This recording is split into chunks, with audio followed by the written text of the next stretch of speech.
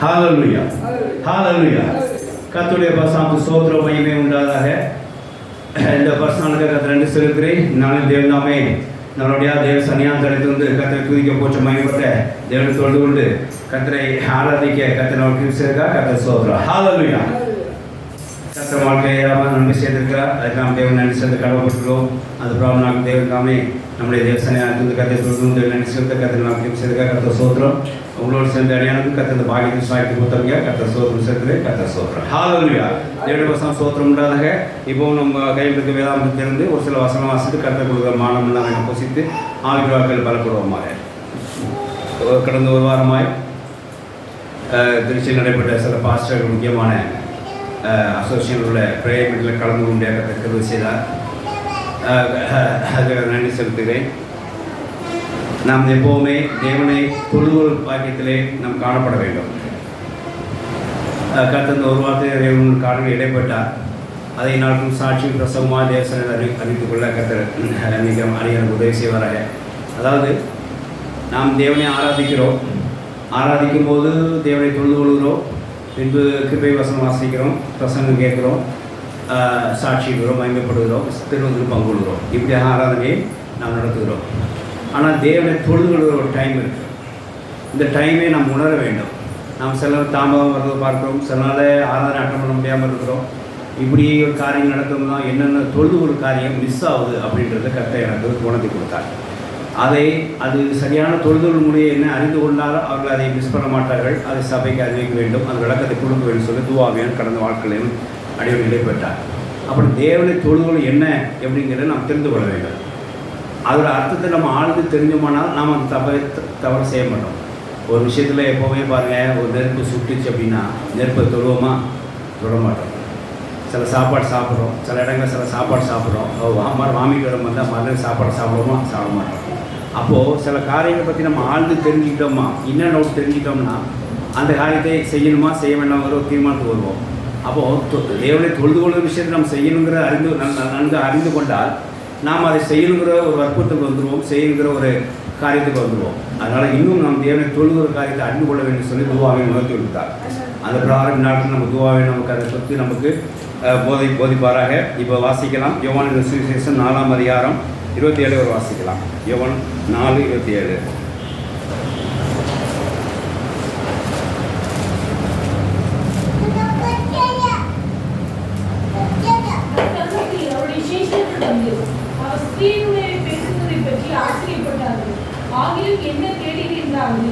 வாசிங்க. சரி ஒரு விஷயம் நீ எதை வாசிங்க?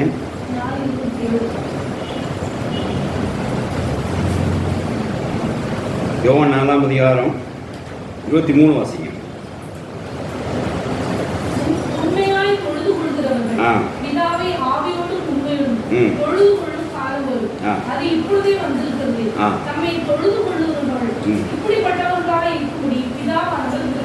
ஆமென். தேவனுடைய வசனம் ஸ்தோத்திரம் உண்டாதாக.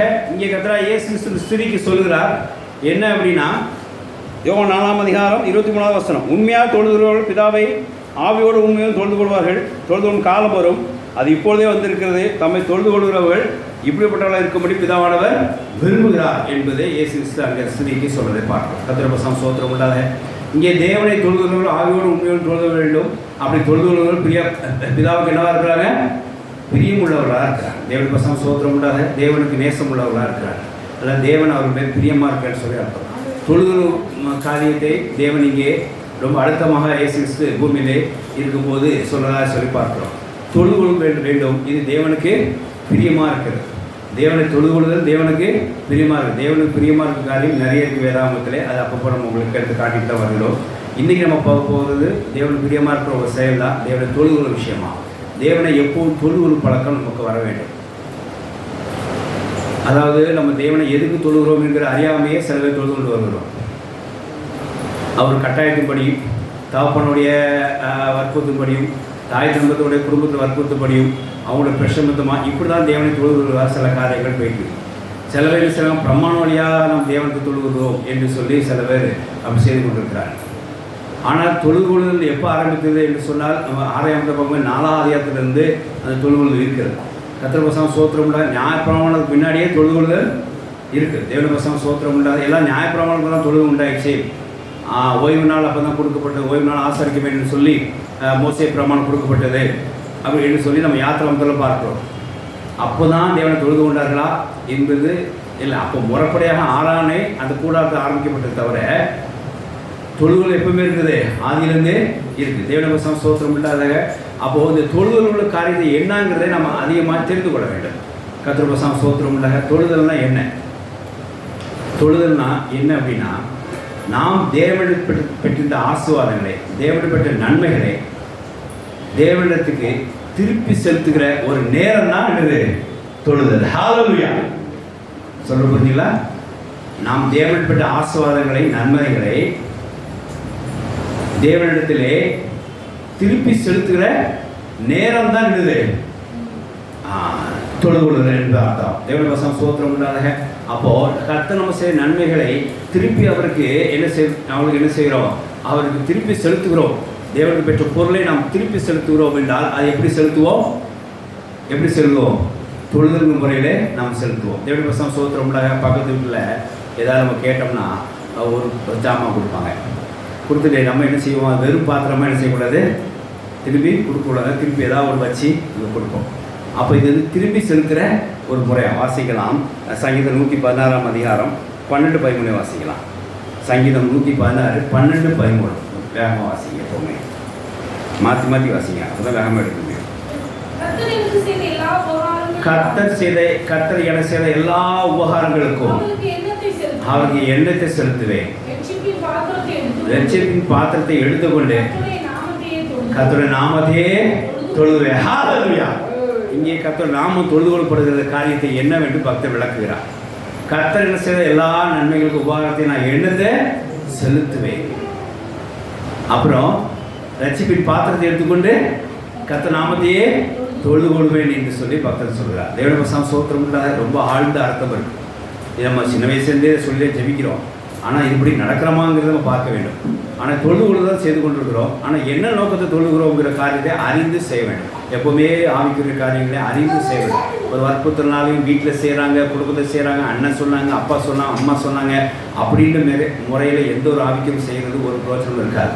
ஆனால் அதை அறிந்து கற்றறிந்து பைபிளை எடுத்து அறிந்து கற்றறிந்து அதன்படி அது உண்மையிலே ட்ரையலில் கொண்டு வரும்போது அது நமக்கு தேவாசவாதமாக என்ன செய்யும்? அமையும். கர்த்தருடைய வசனம் ஸ்தோத்திரம் உண்டாதாக. இங்கே பக்தன் என்ன சொல்கிறார் அப்படின்னா, கர்த்தர் என்ன செய்த எல்லா நன்மைக்கும் உபகாரத்தையும் நான் எண்ணத்தை செலுத்துவேன். ரட்சிப்பின் பாத்திரத்தை தவிர அவர் நாமத்தையே தொழுகிறேன் என்று சொல்லி பக்தன் சொல்ல பார்க்கிறோம். கர்த்தருடைய வசனம் ஸ்தோத்திரம் உண்டாதாக. இங்கே 3 காரியங்களை நாம் பார்க்கலாம். என்ன அப்படின்னா, இங்கே கர்த்தர் பெற்ற உபகாரங்களை என்று சொல்லி அவர் சொல்லுகிறார். நாம் அந்த உபகாரங்களை நன்மைகளை தேவனிடம் தான் பெற்றுக்கொண்டோம் என்கிற உறுதியாக இருக்கிறார். இப்போ பெற்றுக்கொண்ட பொருளுக்கு அவர் ஏதோ ஒன்று செலுத்தணும்னு நினைக்கிறார். நீங்கள் தேவனிடம் பெற்றுக்கொள்ள ஆசீர்வாதத்தை செலுத்தணும் ஏதாவது நினைக்கிறீங்களா? ஒரு கொஸ்டின் மார்க் பண்ணுங்க. How to repay the God's blessings. First இந்த தியானம் இல்லை என்ன அப்படின்னா, how to repay the God's blessing அதாவது received God blessing. How to repay the received God blessing. கர்த்தருடைய ஆசீர்வாதம் பெற்றதை நாம் எப்படி செலுத்த முடியும் என்கிறதே பார்ப்போம். எப்போ திருப்பி செலுத்துகிற ஒரு பழக்கம் நமக்கு வேணும். கடனாக வாங்கினா அதை திருப்பி செலுத்தணும். அன்பை பெற்றுக்கொண்டால் திருப்பி அன்பை செலுத்தணும். பொருளாக பெற்றுக்கொண்டால் திருப்பி பொருளாக செலுத்த வேண்டும். அப்போ தேவனிடத்தில் ஆசீர்வாதம் பெற்றுக்கொண்டால் தேவனுடைய ஆசீர்வாதமாக திருப்பி கொடுப்பீங்களா? ஆண்டவரே நீ எனக்கு வாங்கி கொடுத்து நான் உங்களுக்கு கொடுக்குறேன் அப்படியா? அப்போ தேவனுக்கு நீங்கள் பேலன்ஸ்டாக நீங்கள் செய்திட முடியாது. ஆனால் அவருக்கு பதில் எப்படி செலுத்தலாம் தெரியுமா? அவருக்கு இன்னொரு முறையில் தேவனுக்கு நீங்கள் என்ன செய்யலாம்? ரீபே பண்ணலாம். எப்படி நீங்கள் தேவனுக்கு பெற்ற ஆசீர்வாதங்களை ரீபே பண்ண முடியும்? இது ஒரு கொஸ்டின். 2வது கொஸ்டின், தேவனுடைய வசனம் ஸ்தோத்திரம் உண்டாதாக பெற்ற பொருளை நாம் அது பெற்ற பொருளை வைத்து அதை ரீபே பண்ணலாம் என்கிறது ஒரு காரியம் இருக்குது. அது அதே போல் 2வது வசனம் வாசிங்க. ஃபஸ்ட்டு 12வது வசனம், தேவன் நமக்கு செய்த எல்லா வரணும் எண்ணத்தை செலுத்துவேன் என்று சொல்லி ஒரு கொஸ்டின் கேட்குறார். how will you repay receive God blessings என்று சொல்லி பார்க்கிறோம். அடுத்தது அவர் எனக்கு கொடுத்த அந்த ரட்சிப்பின் பாத்திரம், புதுமையாக ஆக்கப்பட்ட பாத்திரம், அழுக்கு போன அந்த பாத்திரம், சுத்தமாக்கப்பட்ட பாத்திரம், அந்த தெய்வீக பாத்திரம், தேவனால் ஆக்கப்பட்ட பாத்திரம், தேவனால் உண்டாக்கப்பட்ட பாத்திரம், அந்த பாத்திரத்தையே எடுத்து அவர் கொடுத்ததையே நான் திரும்பி செலுத்துகிறேன். ஹல்லேலூயா. அவர் கொடுத்த காரியத்தை வைத்தே நான் தேவனுக்கு என்ன செய்கிறேன்? திருப்பி செலுத்தலாமா என்கிறத கேட்குறார். எப்படி அவர் கொடுத்ததை வச்சு திருப்பி செலுத்தலாமா? ரட்சிப்பின் பாத்திரத்தையே எடுத்து அப்படின்ற ரெண்டாவது காரியத்தை இங்கே ரட்சிப்பின் பாத்திரத்தை, அதாவது அவர் கொடுத்த பொருளை இன்னும் நம்ம வியாக்கியமாக சொல்ல வேண்டும் என்று சொன்னால், அவர் கொடுத்த பொருளை ஃபஸ்ட்டு அவர் கொடுத்த பொருளுக்கு நான் எடுத்து எப்படி திருப்பி செலுத்துவேன் அப்படின்னு நம்ம கேட்குறோம். அப்புறம் அவர் கொடுத்த பொருளை வைத்து நம்ம என்ன செய்ய போகிறோம்? திருப்பி கொடுக்க முடிவு பண்ணிட்டோம். அடுத்த வசனம் வாசிங்க. ரட்சிப்பின் பாத்திரத்தை எடுத்துக்கொண்டு கர்த்தர் நாமத்தை தொழுது கொள்வேன். ஹல்லேலூயா. இது என்ன அர்த்தம் பாருங்க. அந்த தொழுது கொள்ளுகிற அர்த்தம் எப்படின்னா, கர்த்தர் எனக்கு இது கொடுத்தார், கர்த்தர் எனக்கு இது செய்தார், கர்த்தர் எனக்கு இது எனக்கு பண்ணி கொடுத்தார், கர்த்தர் எனக்கு தேவையை பூர்த்தி செய்தார் என்று சொல்லி அவர் கொடுத்த பொருளை நம்ம திருப்பி வைக்கிறது தான். அவர் கொடுத்த பொருளை வைத்து நம்ம அவரை புகழ்ந்து பேசுறதா, துதித்து பேசுறதா, புகழ்ந்து பாடுறதா நீங்க எழுது தொழுது கொள்ளுகிற அர்த்தம். ஹல்லேலூயா. தேவனுடைய பரிசுத்த ஸ்தோத்திரம் உண்டாதாக. உங்களுக்கு புரிஞ்சிருக்கும்னு நினைக்கிறேன். தேவன் நம்ம கொடுத்த பொருளை வைத்து அவருக்கு எப்படி ரீபே பண்ணுவோம் அப்படின்னா, தேவனுக்கு நம்ம கொடுத்த பொருளை நீ தான் இதை கொடுத்தி, நீ தான் எனக்கு செய்து, நீ தான் நன்மையாக நிரப்பினி, நீ தான் நீரே நீரே நீரே நீரே நீரே எல்லாமே நீ செய்தி கொடுத்தீர் அப்படின்னு சொல்லுறதுதான் தேவ சன்னியாசம் என்ன மாறுறது? தொழுது கொள்கிறதா மாறுது. ஹல்லேலூயா. தேவனுடைய பரிசுத்த ஸ்தோத்திரம் உண்டாதாக. அப்போ கர்த்தர் கொடுத்த பொருளை வைத்து கர்த்தர் பெற்ற பொருளுக்கு நாம் எப்படி நன்றி செலுத்துவோமானால், கர்த்தர் கொடுத்த பொருளை வைத்து அந்த பொருளை நாம் துதியாக புகழாக நீரே செய்தின்னு சொல்லி தேவனை மகிமைப்படுத்தும் போது, அந்த துதி செலுத்தும் போது அது என்னவா மாறுகிறது? தேவனை தொழுது கொள்ளும் முறையாக மாறுது. கர்த்தர் பரிசுத்த ஸ்தோத்திரம் உண்டாதாக. தேவனுக்கு எல்லாம் பெற்றுக்கொண்டு அமைதியாக இருக்கக்கூடாது. தேவனுக்கு ஒரு ஆசீர்வாதம் பெற்றுக்கொண்டு அமைதியாக இருக்கக்கூடாது. அது உடனே அவர் கொடுத்த அந்த பொருளை வைத்து கொண்டு மறுபடியும் கர்த்தரை சமீபிக்க வேண்டும். அதை ரீசபிஷன் பண்ண வேண்டும். ரீசபிஷன் நீங்கள் கொடுத்த பொருளை திருப்பி வாங்குவாரா? அவர் கொடுத்த பொருள் திருப்பி வாங்க மாட்டார். ஆனால் எப்படி வாங்குவார்? அதை அவருடைய புகழ்ச்சிக்காகும், அவருடைய மகிமைக்காகும், அவருடைய மாட்சிமைக்காகும் அதை என்ன செய்வார்? பெற்றுக்கொள்வார். அப்போ நீங்கள் அதை என்ன செய்யணும்? அவர் கொடுத்த பொருளை நீங்கள் என்னவா செய்யணும்? அவர் கொடுத்த ஆசீர்வாதம் நீங்கள் என்னவா செய்யணும்? ப்ரைஸ் பண்ணி துதி செலுத்தி அவர் என்ன செய்யணும்? ரீபே பண்ணணும். ஹல்லேலூயா. அப்போ கர்த்தர் கொடுத்த எல்லா ஆசீர்வாதங்களையும் நாம் தேவனுக்கு எப்படி ரீபே பண்ணுவோம்? அவர் கொடுத்த பொருளை வச்சே என்ன செய்யணும்? இது நீ தான் கொடுத்தியாண்டவே, இது நீ தான் செய்தியாண்டவே அப்படின்னு சொல்லி நீ என்ன செய்யணும்? அவரை புகழ்ந்து பாடி அவரை துதித்து என்ன செய்யணும்? அவருக்கு அதை ரீபே பண்ணணும். ஹல்லேலூயா. அதை நீ ரெண்டு விதமாக பண்ணலாம். அந்த ரீபே மெத்தடை நான் மொத்தம் 3 பாயிண்டில் சொன்னேன். ஒன்று, தேவன் கொடுத்ததுக்கு ஏதாவது ஒன்று நீ என்ன செய்யணும்? திருப்பி செலுத்தணும். எப்படி செலுத்தினா? அவர் கொடுத்த பொருளே நம்ம திருப்பி அவருக்கு சமர்ப்பிக்க வேண்டும். எப்படி சமர்ப்பிக்க வேண்டும் அப்படின்னா, துதியினாலும் பாடலினாலும் நீரே எனக்கு செய்தின்னு சொல்லி அவர் என்ன செய்யணும்? அவரை தொழுது கொள்ள வேண்டும். வாசிக்கலாம். கொலோசியர் 3ஆம் அதிகாரம் 22-23 வாசிக்கலாம். 26-27 சாரி, கொலோசியர் 3:26-27. கொலோசியர் 3:26-27 வாசிங்க. கொலோசியர் 3ஆம் அதிகாரம் பாடி கீர்த்தனம் பண்றது. இல்லை கொலோசியர் 3 எடுத்தீங்களா? 22-23 பாருங்க.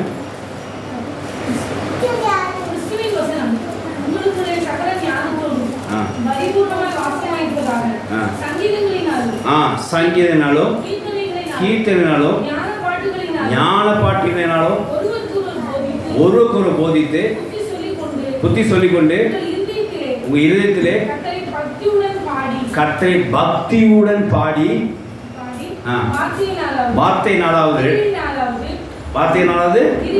கிரியினாலாவது எதை செய்தாலும் அதையெல்லாம் கர்த்தர் இயேசு நாமத்தினாலே செய்து அவர் முன்னிலையாக பிதாவுடைய சோத்தரிகள். ஆமென். ஹல்லேலூயா. இப்படி பாடி கீர்த்தனம் பண்ணி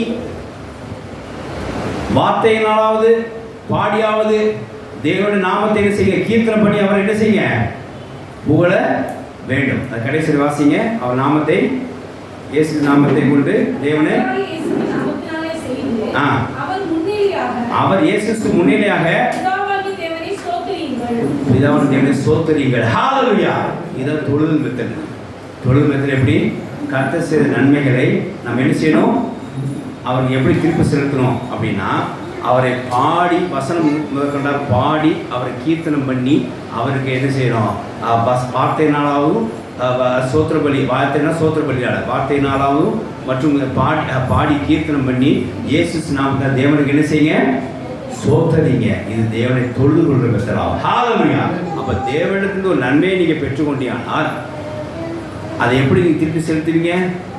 அந்த பொருளை வைத்து, அந்த பொருளை நீங்க தந்தவர் நீரே, அந்த பொருளை எங்களுக்காக கொடுத்தவர் நீரே, அந்த பொருளுக்காக பிரயாசப்பட்டவர் நீரே, அந்த பொருளை எங்களுக்காக அருள செய்தவர் நீரே என்று சொல்லி அவரை என்ன செய்யறோம்? புகழ்ந்து பாடி கீர்த்தனம் பண்ணி வார்த்தையினாலும் பாட்டினாலும் சொல்லி கீர்த்தனம் பண்ணும்போது அவரை நீங்க தொழுதுவதாக அர்த்தம். ஹalleluya.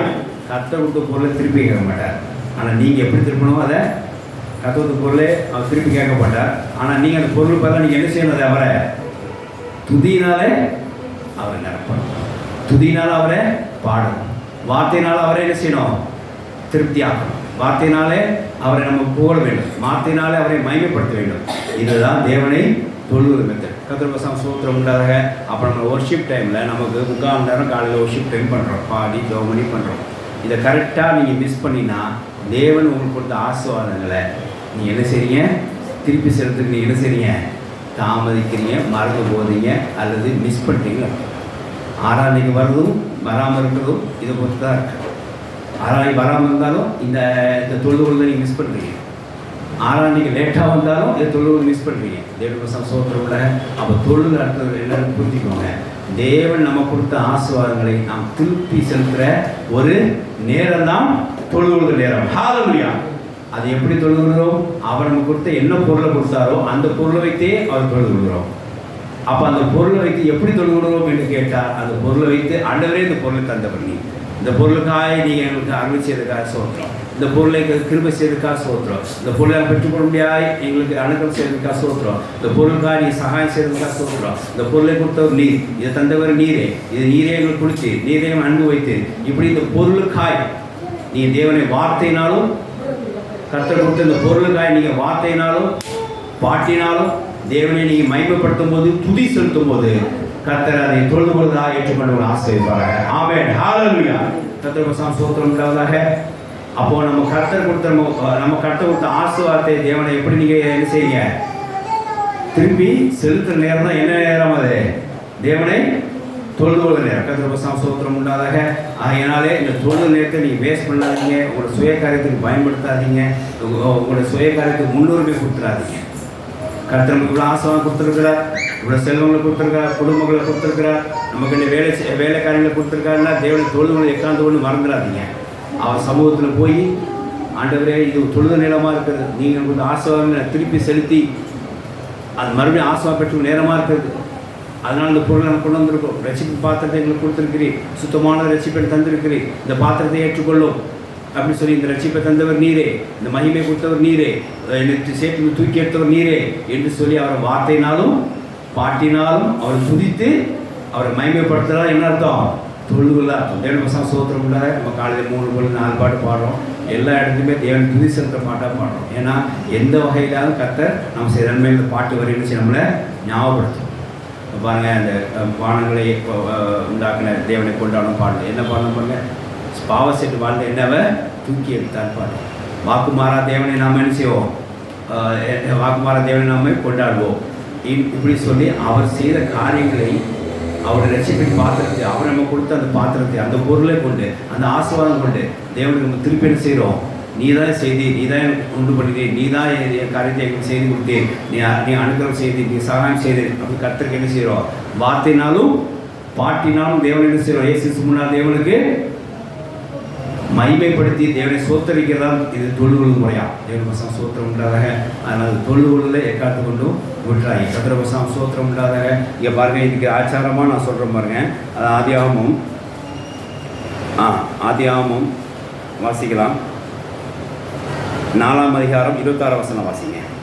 ஆதியாகமம் 4:26. நியாயப்பிரமாணத்துக்கு தான் தொழுது உண்டாச்சு நினைக்காதீங்க. நியாயப்பிரமாணம் வந்து ஆசாரிப்பு கூட ஸ்டார்ட் பண்ணது தவிர, ஆராதனை ஸ்டார்ட் பண்ணது தவிர, தொழுது கொள்வது நியாயப்பிரமாணத்துக்கு முன்னாடியே இருக்கு. வாசிக்கலாம். சேத்துக்கு ஒரு குமாரன் பிறந்தான், ஏனோ சொல்லிட்டு பேரிட்டான். அப்போ மனுஷன் கர்த்தர் நாமத்தை தொழுது கொள்ள எப்போ ஆரம்பிச்சாருங்க? எந்த அதிகாரத்தில் இருக்குது? எங்கே இருக்குது? ஆதியாகமம் 4 இருக்கு. பிள்ளை பிறந்தவுடைய ஆதியாகமம் 4:26 பிள்ளை பிறந்தவுடனே என்ன செஞ்சாங்க? தேவனை கர்த்தர் நாமத்தை என்ன செஞ்சாங்க? முதல் தொழுது கொடுப்பாங்க. ஹல்லேலூயா. அது என்ன தெரியுமா? இங்கே ரட்சிப்பின் பாத்திரத்துக்கு தேவனை தொழுகிறோம்னு சொல்லி வாசித்தோம். அப்போ இந்த இடத்துல ரட்சிப்பு பாத்திரம் எங்கே தொழுன்னு நினைக்காதீங்க. பிள்ளை பெற்றால் என்ன செய்வா? ரட்சிக்கப்படான்னு சொல்லி வார்த்தை இருக்கு.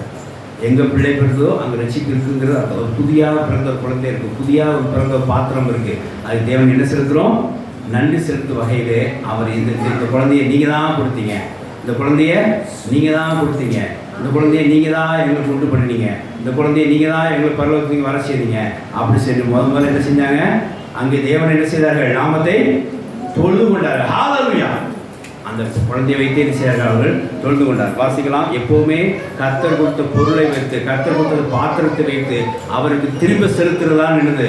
அது நீங்கள் தான் கொடுத்தீங்க, நீங்கள் தான் கொடுத்தீங்க திரும்ப செலுத்துறதான் தேவனுக்கு தொழுது கொள்கிற ஒரு முறையாகும். ஆதியாகமம் 12ஆம் அதிகாரம் 8ஆம் வசனம் வாசிக்கும் போது இங்கே ஆபிரகாம் தனக்கு கொடுத்த எல்லா ஆசீர்வாதங்களுக்கும் வாக்குத்தத்தங்களுக்கும் ஆசீர்வாதங்களுக்காக தேவனை அங்கே தொழுது கொண்டான்னு சொல்லி பார்க்கிறோம். வாசிக்கலாம். ஆதியாகமம் 12:8.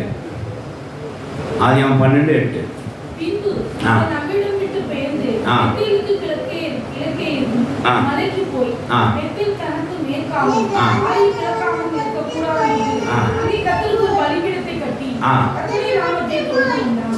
கர்த்தர் நாமத்தை அவன் ஹல்லேலூயா ஆபிரகாம் தொழுது கொண்டான்னு சொல்லி பார்க்கிறோம். இங்க என்ன பாருங்க? கர்த்தர் கொடுத்த வாக்கு, அவர் பேசின தரிசனமான அந்த இடத்தை என்ன செஞ்சான்? அவன் மறுபடியும் என்ன செஞ்சாங்க? வந்து தேவனுக்கு ஆண்டவரே நீரே இங்கே பேசினீர், நீரே எங்களை பார்த்து, நீரே எனக்கு வாக்குத்தம் கொடுத்து, நீரே அழைத்தீர் அப்படின்னு சொல்லி கர்த்தரை செய்கிறாங்க, தொழுது கொண்டான். அப்போ பாருங்க, நம்ம தொழுது கொண்ட நேரம் என்ன? கர்த்தர் தான் எல்லாம் செஞ்சார், கர்த்தர் தான் நமக்கு கொடுத்தார், கர்த்தர் தான் அருள் செய்தார், கர்த்தர் தான் நமக்கு கிருபளித்தார், கர்த்தரே இந்த பாத்திரத்தை கொடுத்தார். இந்த பாத்திரத்தை எடுத்து நான் உமக்கே நான் செலுத்துகிறேன், இந்த பாத்திரத்தை உண்மையே நான் மகிமைப்படுத்துகிறேன், இந்த பாத்திரத்தை உண்மையே துதிக்கிறேன், இந்த பாத்திரத்தினால உண்மை வணங்குகிறேன், இந்த பாத்திரத்தை உமக்கு துதிபதியாக செலுத்துகிறேன் என்று சொல்லி வார்த்தையினால் பாடினால் துதித்து செய்வதுதான் தொழுது முறையாகும். தேவனுடைய வசனம் சோத்திரம் இல்லாதாக இப்படி செய்கிறதுக்கு சில பேர் மிஸ் பண்ணுறோம். அதாவது எரேமியா 50ஆம் அதிகாரம் 6ஆம் வசனத்தை வாசித்து பாருங்கள். சில பேர் அதை செய்யாமல் விடுறாங்கன்னு சொல்லி பார்க்குறோம். வாசிக்கலாம். எரேமியா 50ஆம் அதிகாரம் 6வது வசனம்.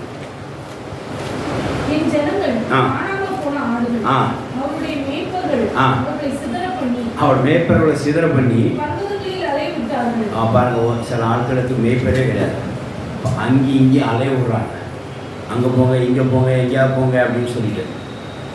அப்புறம் ஒரு மலையிலிருந்து ஒரு மலைக்கு போகிறாங்க.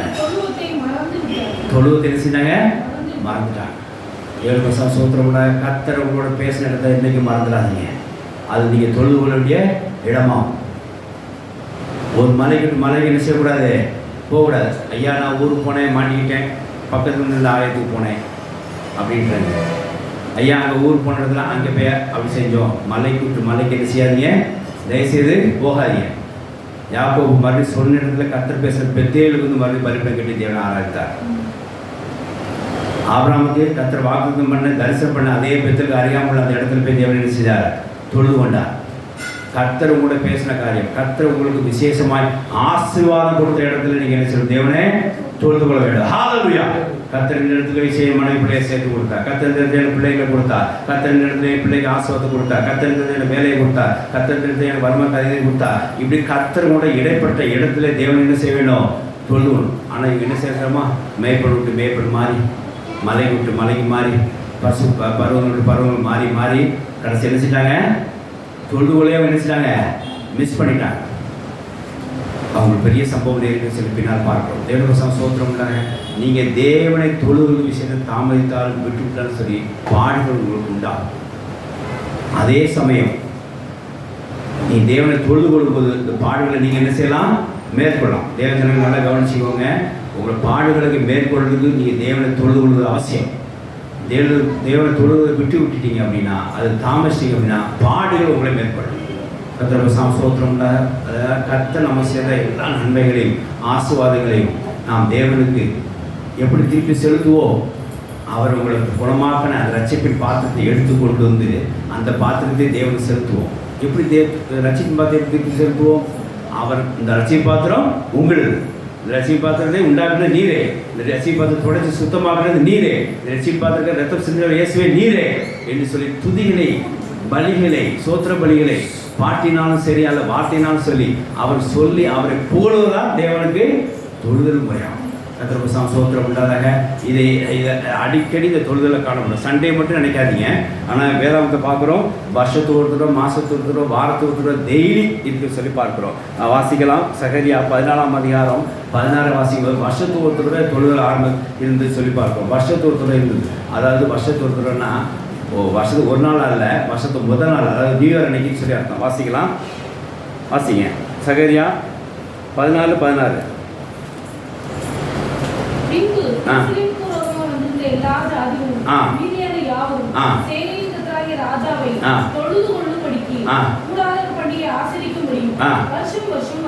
வருஷம் வருவாங்க. நியூ இயர் குரூப் வந்து என்ன செய்றாங்க? அவங்க தேவனை தொழுது கொள்ளும்படியாக கர்த்தர் இந்த வருஷம் செய்த எல்லா நன்மைக்கும், கர்த்தர் செய்த எல்லா ஆசீர்வாதங்களுக்கும் துதிபதி செலுத்தி அவருக்கு ரட்சிப்பை பார்த்ததுனாலே திருப்பி அதை செலுத்துவேன்னு சொல்லி வருஷம் இருப்பாங்க வந்தான்னு சொல்லி வேதாந்தம் போடப்பட்டிருக்கு. அது சோத்திரம். அதாவது நம்ம நியூ இயரை நம்ம முதல் நாள் ஆசரிக்கிறோம். இப்போ மாதம் ஒன்று இருக்கு பாருங்க. வாசிக்கலாம். ஏசாயா 66ஆம் அதிகாரம் 23 வாசிங்க.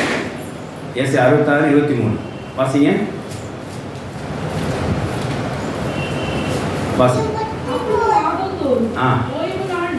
அப்போ இப்போ பாருங்க, ஃபர்ஸ்ட் இயர் பார்த்தோமா, இப்போ மாதம் தோறும் மந்த்லி வைஸ் மாதத்தின் முதல் நாள் நான் இங்கே வந்து ஜோப் பண்ணுற வழக்கம். தேவ பிள்ளைகள் வாய்ப்பு இருந்தால் அதுக்கு நீங்கள் இணைந்து கொள்ளலாம்.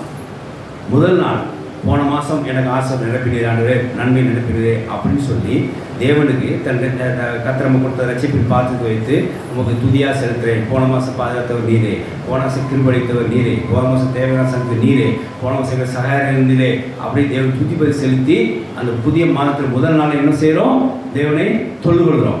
அப்போ பாருங்க, மாதந்தோறும் முதல் நாளை இங்கே தொழுது ஒரு காரியமாக இருக்குது. வாசிக்க நடத்துது. இப்போ சண்டே, இப்போ வார சண்டே, நம்ம சண்டே நமக்கு ஓய்வு நாள் கொடுக்கப்பட்டிருக்கு. ஓய்வு நாளில் நீங்கள் ஆசரிக்கலாம். இந்த வாரம் ஃபுல்லும் எங்களை பாதுகாத்து, இந்த வாரம் நன்மை செய்து, இந்த வாரம் கிருபை அளித்து, இந்த வாரம் ஃபுல்லும் எங்களுக்கு அனுகிரகம் செய்து, இந்த வாரத்தில் எங்களை சில பாவங்கள் விடுதலை கொடுத்து நீரே கொடுத்து சொல்லி கர்த்தர் கொடுத்த ஆசீர்வாதங்களை நாம் நினைத்து அவரை பாட்டினாவது வார்த்தையினாலாவது லட்சுமி பார்த்து தேவனுக்கு திருப்பி செலுத்துறது தான் கர்த்தரை தொழுது கொள்ளுமுறை. இப்போ வாரத்துக்கு ஒரு நாள் என்று சொல்லி பார்க்கிறோம். கர்த்தர் சோத்திரம் உண்டாதாக. இப்படியே நாம் தேவன் பெற்ற நன்மைகளை நம்ம என்ன செய்யணும்? அங்கே ரட்சிப்பு பார்த்துறதுனாலே தேவனுக்கு துதி செலுத்தி நாம் திருப்பி ரீபே பண்ணுறோம். இப்போ புரிஞ்சுதா? பொழுது எது பண்ணுறோம்? கர்த்தரோட ஆசீர்வாதங்கள் என்ன செய்கிறோம்? திருப்பி செலுத்துகிறோம். ஐயா, நம்ம ஒரு ஆட்டை வாங்கினா திருப்பி செலுத்த மாட்டோமா? ஆனால் இங்கே பாருங்கள், கர்த்தரோட ஆசீர்வாதத்தை வருஷத்தோட உயர்வில் திருப்பி செலுத்துகிறோம். துதினால மாதத்தை செலுத்துகிறோம், வாரம் செலுத்துகிறோம், டெய்லியும் செலுத்துகிறோம். கர்த்தரோட சோத்திரம் இல்லாத வாசிக்கலாம். இங்கே அப்போஸ்தலர் 2ஆம் அதிகாரம் 46-47 வாசிக்கும் போது பாருங்கள், அவர் உடனே அவர் புதிதாக பிறந்த குழந்தையை போல ரட்சிப்பின் பாத்திரத்தை போல ரட்சிப்பு பாத்திரமாய் புதிதாக பிறந்த குழந்தையை போல பிள்ளை பேச்சினா ரட்சிப்படுறவங்க போல சின்ன குழந்தை பிள்ளை போல இருந்தாங்க. உடனே அவன் செஞ்ச காரியமாக தேவனை துதித்து தொழுது கொண்டார்கள். வாசிக்கலாம். அப்போஸ்தலர் 2ஆம் அதிகாரம் 46-47. இப்போ பாருங்க, இப்போ என்ன வார்த்தை போடப்பட்டிருக்குது? இப்போ daily, yearly once, monthly once, வாரம் ஒன்ஸு, அதாவது ஓய்வு நாளில் ஒன்ஸு. இப்போ எங்கே போட்டிருக்கு? அனுதினம், டெய்லி ஆலயத்தில் செஞ்சாங்க. தரித்திருந்து வீடுகள் அப்பம் விட்டு மகிழ்ச்சியோடும் அப்புறம் இடத்தோடு போதனம் பண்ணி தேவனை துதித்து தொழுது கொண்டார்கள். கர்த்தர் செய்த நன்மைகள் நினைத்து செஞ்சாங்க. திருப்பி ரீபே பண்ண துதித்தல். தயவு பெற்றுள்ளார்கள். எப்படி ரசிக்கப்பட்ட கர்த்தர் நினைச்சார்? அன்றும் சபையை சேர்த்தார். ஹல்லேலூயா. இவர்கள் யார் தெரியுமா? புதிதாக பிறந்த ரட்சிப்பு பாத்திரத்தை உடையவர்கள். வாசிக்கலாம். 40-41 வாசிங்க. 40-41.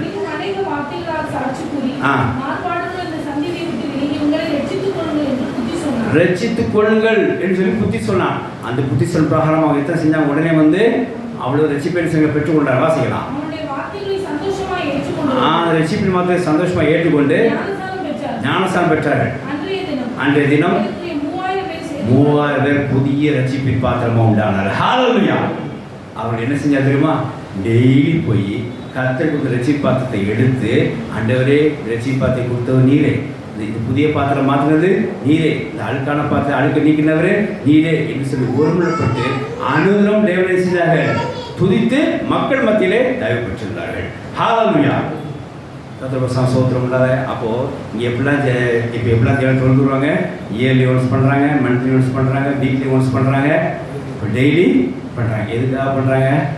இந்த புதிய பாத்திரம் கொடுத்தவர் நீரே, ரட்சிப்பு பாத்திரம் கொடுத்தவர் நீரே.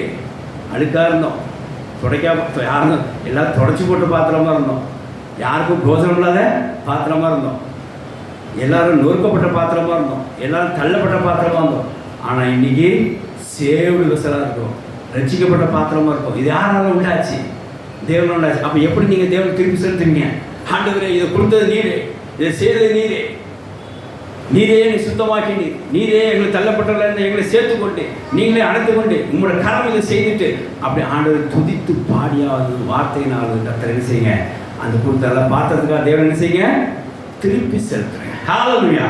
இது பேர் தொழுதல். தேவனுக்கு சோத்திரம் உண்டாக இப்படி தொழுதல் நம்ம செய்ய வேண்டும். இதை தாமதிக்கவே கூடாது. ஒரு வசனம் இருக்கு பாருங்க, ரொம்ப ஆச்சரியமாக இருக்குது. அப்போஸ்தலர் 22ஆம் அதிகாரம் 16 வாசித்து பாருங்க.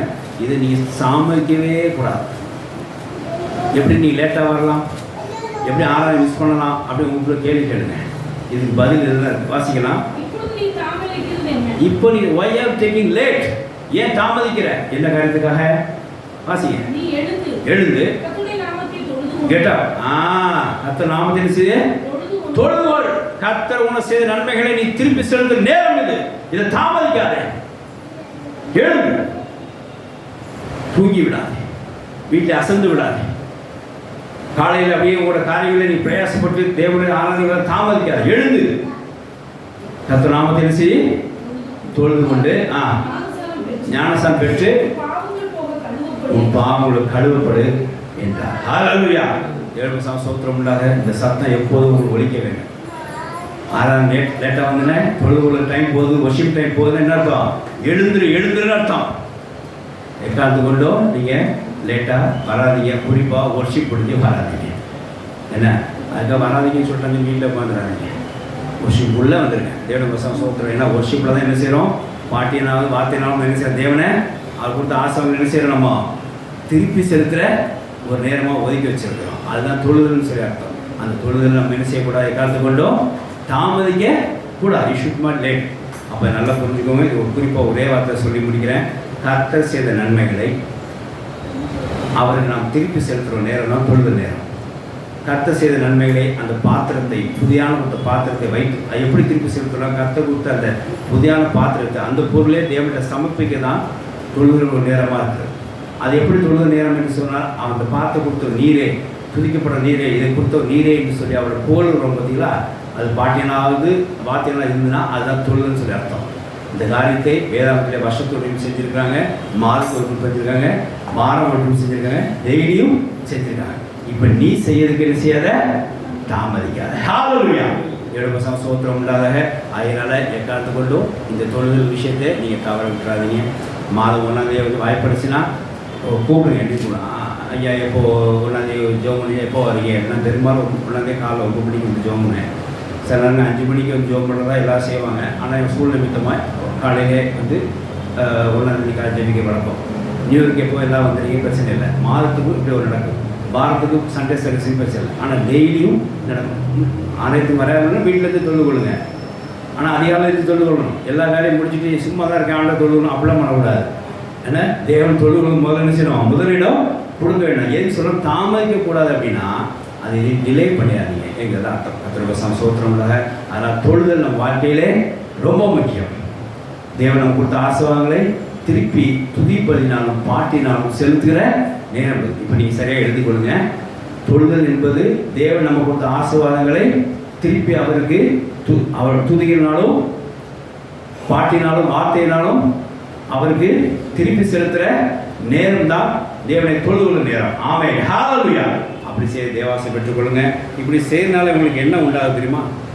இப்படி தொழுதுனால குறித்த நேரத்திலையோ குறித்த நாட்கள்லையோ குறித்த வருஷத்துலையோ நம்ம தொழுதுல என்ன உண்டாகும் பாருங்க. ஒரு 5 பெனிஃபிட்ஸ் வேகமாக வாசித்துக்கலாம். எரேமியா 29 அதிகாரம் 12வது வசனம் வாசிங்க. உபாகம் 4:7 முதல்ல வாசிங்க. முதல் காரியம் உபாகம் 4:7 இங்கே எடுத்தவங்க வேகமாக ஒரு வாசிங்க.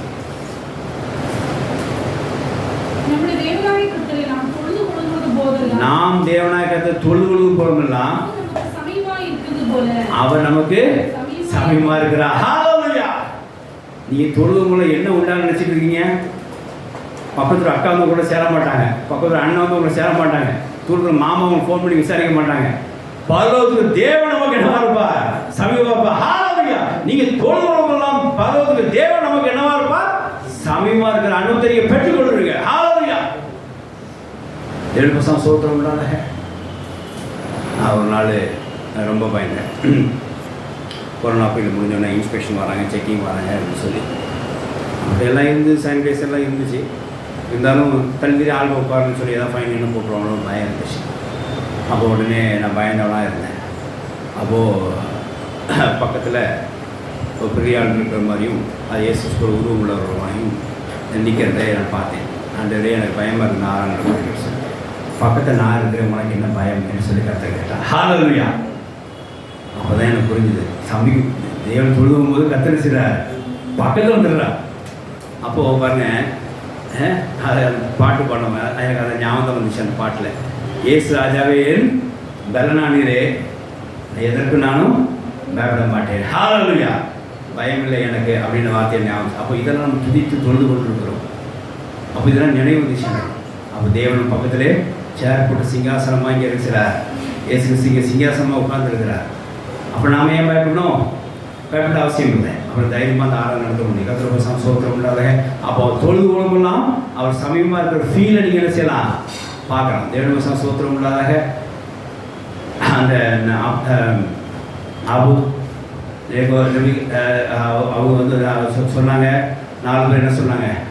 நான் ஆராதிக்க தேவன் என்னை தப்பி வல்லவர்கான்னு சொல்லி 3 பேர் உள்ளே போட்டாங்க. நெருப்பு சூழ்நிலை வெளியே வந்தது 4 பேர். அப்போ தேவன் எங்கே இருந்திருக்கார்? ஆராதிக்கும் போது சமீபமாக இருந்திருக்கிறார். தேவனுக்கு சோத்திரம் உண்டாதாக. நீங்கள் தொழுது கொள்ளும்போதெல்லாம் தேவன் உங்களுக்கு என்னவா இருக்கிறார்? அருகாமையிலே சமீபமாக இருக்கிறத நீங்கள் உணர வேண்டும். நம்ம தொழுநத்தை விட்டு தானே வரோம். அப்போ எப்படி நீங்கள் உணர முடியும்? தேவனுக்கு சோத்திரம் உண்டாதாக. அதனால் கொஞ்சம் இந்த வருஷமாக மாற்றிக்கொள்ளுங்க. ஒர்ஷிப் டைமில் இங்கே ஆஜராக நீங்கள் பாருங்கள். இங்கே ஃபஸ்ட்டு பாயிண்ட் என்னென்னா, தேவனை தொழுகும்போது கர்த்தர் உங்களுக்கு என்னவா இருக்கிறார்? சமீபமாக இருக்கிற வசதி வாசித்து முடிச்சிருக்கேன். நான் தொழுகும்போதெல்லாம் அவங்க சமீபமாக இருக்கிறது போல தேவனை இவ்வளவு சமீபமாக பெற்ற வேறு பெரிய ஜாதி எது? ஹல்லேலூயா.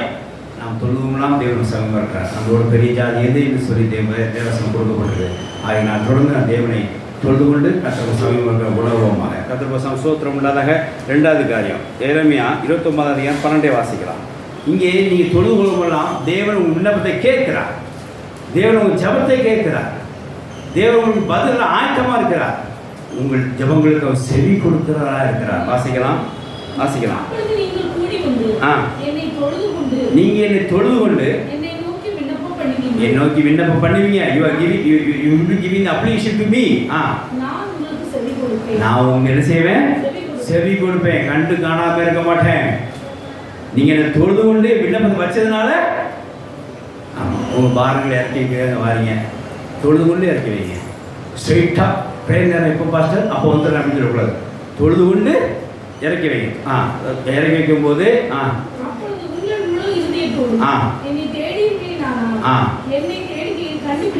ஆமென். ஹல்லேலூயா.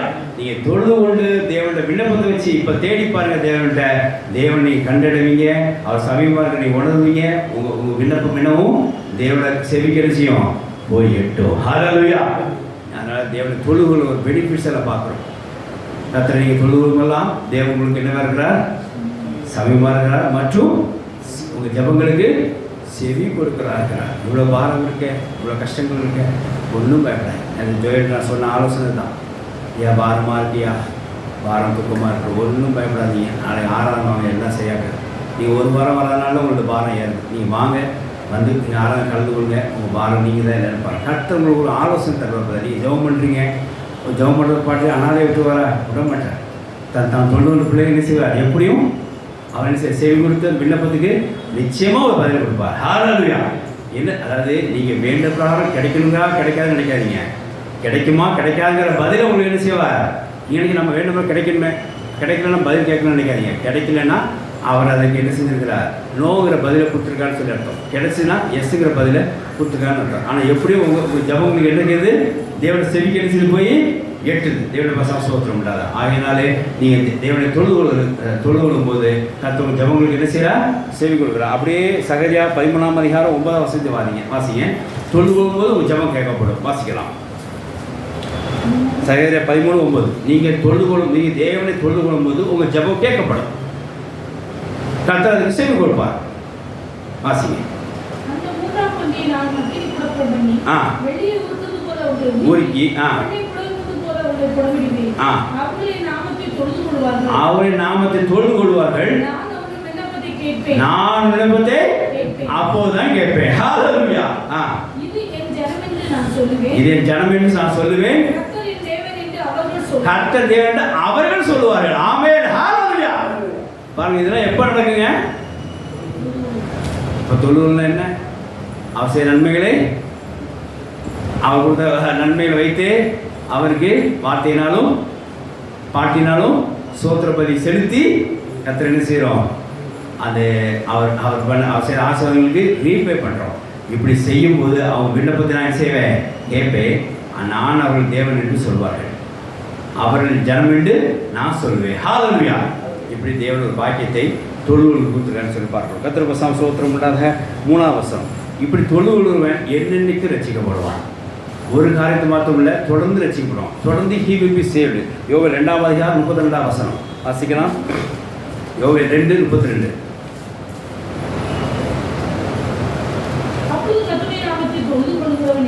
கர்த்தர் நாமத்தை தொழுது எவனோ அவன் ரட்சிக்கப்படுவான். ஹல்லேலூயா.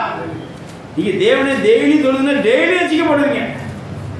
தேவனை நீங்க வருஷத்துக்கு தொழுதுனா வருஷத்துக்கு ரட்சிக்கப்படுவீங்க. தேவனை மாசத்துக்கு ரட்சிக்கப்படுவீங்க. அப்புறம் தேவனை நீங்க டெய்லி தொழுது கொண்டீங்கன்னா daily you will be saved, நீங்கள் ரட்சிக்கப்படுவீர்கள்.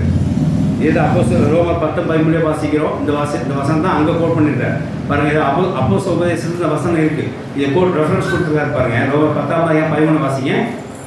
ரோமர் 10:13 வாசிக்கலாம். கர்த்தர் நாமத்தை தொழுது எவனோ ரட்சிக்கப்படுவான். இந்த வசனம் தான் இருந்து யோவேலில் கொடுக்கப்பட்டதை பார்க்கிறோம். கர்த்தர் பசாம் சோத்திரம் உண்டாக. ஆகையினாலே நீங்கள் தேவனை தொழுதுவோம்லாம் கர்த்தர் உங்களை ரட்சிக்க வல்லவராக இருக்கிறார். ரொம்ப ஒரு சிக்கல் இருக்கீங்க, ரொம்ப நெருக்கங்கள் இருக்கீங்க, ரொம்ப பாடு இருக்கீங்க, இதில் விடுதலை பெற வேண்டும், இதிலிருந்து நான் வெளியே வர வேண்டும், இந்த பாரத்தை இறக்கி விட வேண்டும் அப்படின்னு நினச்சிங்கன்னா நேராக ஆளுக்கு தேவனை செய்யுங்க, தொழுது கொள்ளுங்க, கர்த்தர் உங்களை ரட்சித்துருவார். ஹல்லேலூயா.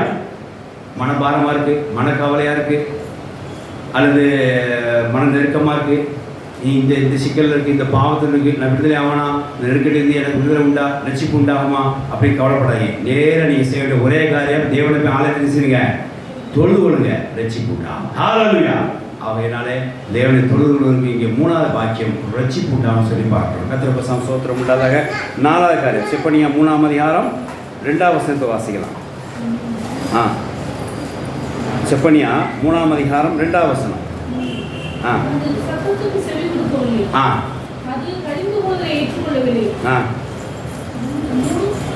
3:7 வாசிங்க.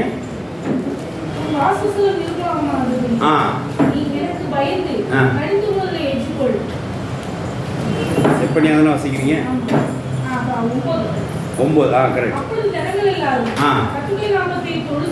கர்த்தர் நாமத்தை தொழுது கொண்டு ஒருமனப்பட்டு ஆராய்ச்சி செய்யும்படிக்கு நான் பாஷையை அந்நிய பாஷை நிரப்பி கத்திர செய்வா. தேவனே இதனோட உறவாட செய்வா. ஹல்லேலூயா. தொழுது என்ன நினைச்சிட்டு இருக்கீங்க? நீங்கள் உங்களோட சேர்ந்து தொழுது கொள்வது நீங்கள் ஒருமனப்படணும். உங்கள் மனம் என்னமா மாறும்? ஒருமனப்படணும். அப்போ என்ன ஆகும்?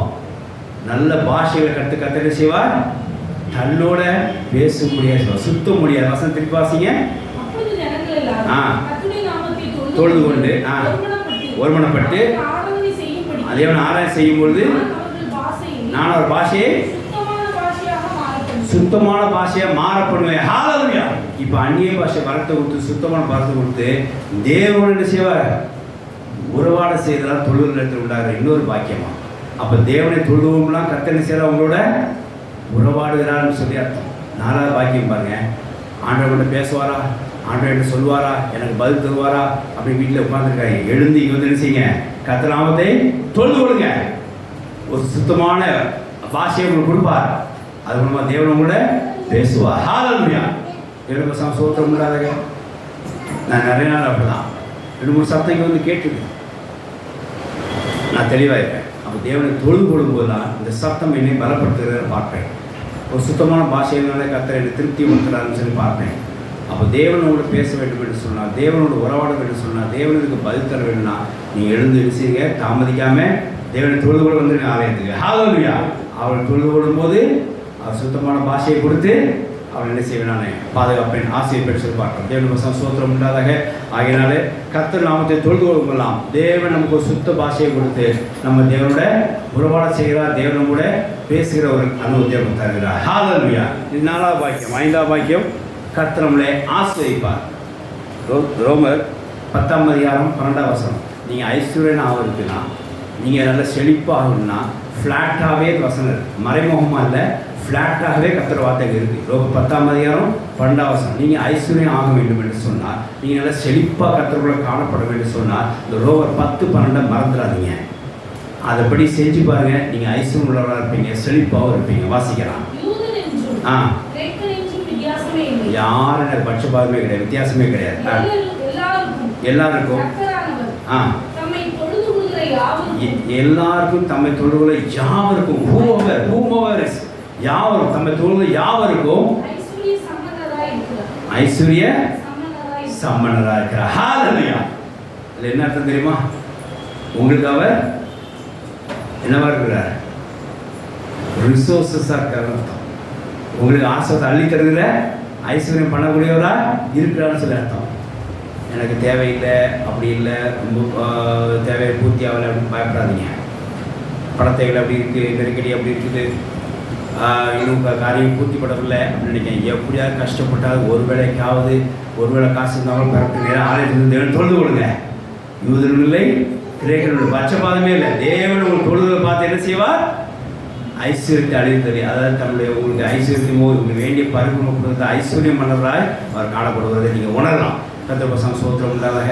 அதனால் எப்போவுமே கொடுக்குற இடத்த கேட்கணும், எல்லா இடத்துல போய் செய்யக்கூடாது. எதுக்கு ஐஸ்வர்யம் பண்ணவராக இருக்கிறான்னு ஏங்க கர்த்தர் சொல்கிறாருன்னா, இருக்கிற இடத்துல போய் கேளு, எல்லா இடத்துல போய் கேட்டு நீ அழுதுட்டு இருக்காது, கிடைக்கலன்னு அழுதுட்டு இருக்காது. அப்போ இருக்கிறது எங்கே? தேவனிடத்தில் எப்படி கேட்ப? தொழுது கொண்டு கேளு. ஹல்லேலூயா. நீ தேவனை தொழுது கொண்டு உங்கள் தேவைகள் நீ கேட்டினானால் கர்த்தர் உங்களுக்கு ஐஸ்வர்யம் பண்ணவராய் இருக்கிறார். அவர் he is the resource for all the things. Whatever you require, he will bless you. He will give you, provide you. அவர் தருவார். ரிசோர்ஸ் அவர்கிட்ட தான் இருக்கு. தொழுது கொண்டு பெற்றுக்கொள். ஹல்லேலூயா. கர்த்தருக்கு சோத்திரம் உண்டாக. அப்போ தேவனிடத்திலிருந்து ஒரு ஐஸ்வர்யம், தேவனிடம் ஆசீர்வாதம், தேவனிடம் பரிபூர்ண ஆசீர்வாதம் நீங்கள் பெற்றுக்கொள்ள வேண்டும் என்று சொன்னால் நீங்கள் என்ன செய்யணும்? ஆலயத்திலிருந்து தேவனை தொழுது ஒரு பழக்கத்துக்குள்ளே வர வேண்டும். அதை செய்யும்போது தேவன் உங்களுக்கு ஐஸ்வர்யம் பண்ணவராக காணப்பட்டு உங்கள் தேவைகளை பூர்த்தி செய்து பூர்ணமாக தருவார். ஆமென். ஹல்லேலூயா. இப்படி 5 ஆசீர்வாதங்கள் எப்போ இருக்குது? தேவனை தொழுது கொள்வதுதான். அப்போ இந்த 5 நம்ம என்ன செஞ்சிடறோம்? தொழுது கொள்ளாமல் அப்பப்போ விட்டுறோம். அதான் சொன்னேன், அப்பப்போ விட்ட உடனே இந்த 5 உங்களுக்கு என்ன செய்யுது? உங்களுக்கு சாதாமல் இல்லாமல் அப்படியே ஆப்போசிட்டாக மாறும். ஜெபம் பண்ணால் கேட்க மாட்டேங்க ஒரு ஃபீல் வருதியா? நம்முடைய குறைவெல்லாம் நிறைவாக மாதிரி ஒரு ஃபீல் வருதியா? அப்புறம் கர்த்தரை பக்கத்தில் இல்லாத மாதிரி நான் தூரம் போன மாதிரி ஒரு ஃபீல் வருதியா? கர்த்தரை அந்நிய பாஷை வரல, என்னால் பேச நிரம்ப முடியலையா? தேவனை உறவாட முடியலையா? எல்லா காரியத்தையும் எச்சிப்பு கிடைக்கல, ஒரு சில காலத்தில் எச்சிப்பு கிடைக்கலையா? அப்படிலாம் உங்களுக்கு தோணும். எப்போ தெரியுமா? நீங்கள் தொழுது கொள்ள மிஸ் பண்ணும்போது. ஹல்லேலூயா. நீங்கள் தேவனை தொழுது கொள்ள மிஸ் பண்ணாலோ, தாமதிக்கலாவோ, அது தொழுது தூரம் போனாலோ, அது தொழுகலாமல் இருந்தீங்களா, என்ன உண்டாகும்னா இந்த மாதிரி ஜெபம் கேட்காத மாதிரி ஒரு ஃபீல் வரும். கர்த்தர் அதிகலாம் நாம் கர்த்தரோட தூரம் போன மாதிரி ஒரு ஃபீல் வரும்.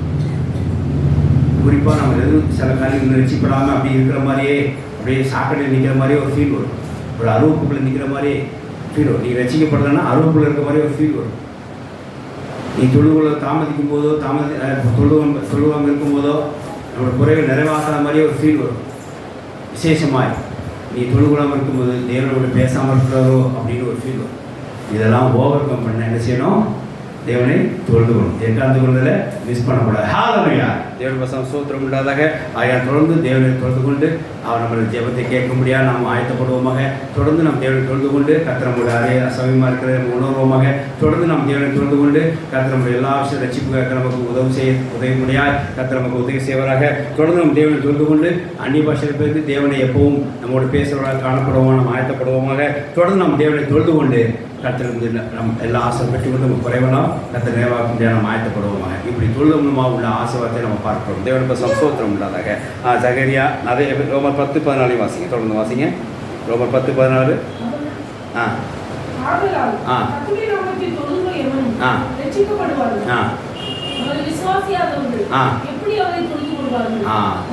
சோத்திரம் உண்டாக. இன்னைக்கு எல்லாம் சரியா தொழுதுகளை வர முடியல போகலன்னா சரியா விசுவாசம் வைக்கலன்னு அர்த்தம். விசுவாசவர்கள் எப்படி தொழுது கொள்வார்கள்? நீங்கள் சரியாக தொழுது கொள்ள முடியல அப்படின்னா நீங்கள் விசுவாசம் வேறு எங்கேயோ உங்கள் நம்பிக்கை வேறு ஏதோ பொருள். நான் போனாலும் தான் சொன்னேன், கர்த்தர் கொடுத்த மேலே நம்பிக்கை வைக்காதீங்க.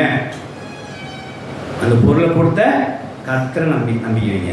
போனவராக தான் சொன்னேன், கர்த்தர் கொடுத்த பொருள் மேல் நம்பிக்கை வைக்கக்கூடாது. அது கொடுத்தவரை என்ன செய்யுங்க? நம்புங்க. கர்த்தர் கொடுத்த பொருள் மேலே நம்பிக்கை வைக்கக்கூடாது. அந்த பொருளை கொடுத்தவரை நம்புங்க. விசுவாசியாக எப்படி தேவனை தொழுது கொள்வான்? அப்போ உங்களால் தொழுது கொள்ள முடியல, கஷ்டமாக இருக்கணும், சரியாக விசுவாசத்தில் இல்லைன்னு அர்த்தம். தயவுசெய்து விசுவாசத்தை வர்த்திக்க பண்ணுங்க, தொழுது கொள்வாங்க, தேவனை ஆசீர்வாதம் பெற்றுக்கொள்ளுங்க. ஹல்லேலூயா. சகரியா 14:17 வாசிக்கலாம். சகரியா 14:17 தொடர்ந்து வாசிங்க. வேகம் வாசிங்க. சகரியா 14:17. இன்னொருத்தர் 117:17 எடுத்து வச்சுக்கோங்க. சங்கீதம் 117:17 எடுத்து வச்சுக்கோங்க.